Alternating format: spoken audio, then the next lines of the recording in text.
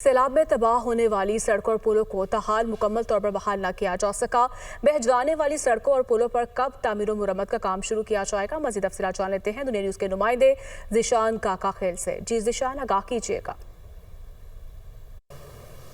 जी बिल्कुल, खैबर पख्तूनख्वा में सैलाब से मुतासर अजला में ताहाल सड़कों पर मुकम्मल तौर पर ट्रैफिक की जो रवानी है वो बहाल नहीं हो सकी है। इस तरह जो पुल तबाह हुए थे उसकी रेस्टोरेशन पर भी शिकायत है कि काम शुरू जो है वो ना हो सका है। हमारे साथ माविन खुसूसी बराए तामीरात व मवासलात सुहेल अफरीदी साहब मौजूद है। जितनी भी रोड्स थे, रिलीफ की एक्टिविटीज़, रेस्क्यू की एक्टिविटीज़ जहाँ से हो सकती थी वो तो उसी दिन क्लियर हो गई थी। फिर जो है हैवी ट्रैफिक के लिए कुछ रोड्स थे वो बंद थे, लेकिन उस पर काम जारी था, जिसमें तकरीबन 70-80% रोड्स वो पूरे हो चुके हैं, वो क्लियर हो चुके हैं, रिस्टोर्ड हो चुके हैं।